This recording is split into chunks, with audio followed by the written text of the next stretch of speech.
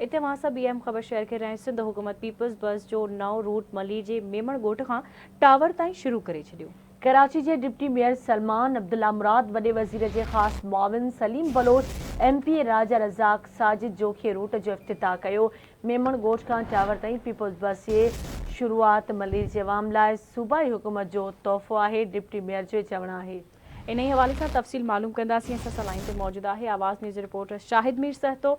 जी शाहिद, छा तफ़सील आहिनि, आगाह कजो। जी बिल्कुल, सिंध हुकूमत पारां मेमण ॻोठ खां टावर ताईं पीपल्स बस जो नओं रूट शुरू कयो आहे, जंहिंजो अॼु इफ्तिताह कयो वियो। डिप्टी मेयर कराची सलमान अब्दुल्ला मुराद वॾे वज़ीर जे ख़ास मुआविन मोहम्मद सलीम बलोच ऐं राजा सिंध असेंबली जे मेंबर राजा रज़ाक साजिद जोखियो जेको आहे हिन जो रूट जो इफ्तिताह कयो। उन मौक़े ते चयो वियो त कराची जे मेमण ॻोठ खां टावर ताईं बस जेका आहे उहा हलंदी ऐं मलीर तोड़े आसपास जे अवाम खे तमामु वॾी सफ़री सहूलियत मिलंदी, जंहिंसां हीअ सिंध हुकूमत पारां हीअ तोहफ़ो आहे। जॾहिं त कराची जे मलीर वारे इलाइक़े में पीपल्स बस जेका आहे उहा सख़्तु ज़रूरत हुई। हीअ इलाइक़ो वॾी अक्सरियत अवाम जी रखंदड़ आहे ऐं पाकिस्तान पीपल्स पार्टी पारां हमेशह अवाम जी ख़िदमत कई वई आहे। जॾहिं त मेमण ॻोठ खां टावर जी जेका बस आहे, इन खां पोइ मलीर जे ॿियनि इलाइक़नि में बि अवामी बस शुरू कई वेंदी। जॾहिं त तक़रीब में आयल महिमाननि चयो त सिंध हुकूमत ऐं सिंध जे ट्रांसपोर्ट खाते ऐं सीनियर सूबाई वज़ीर जी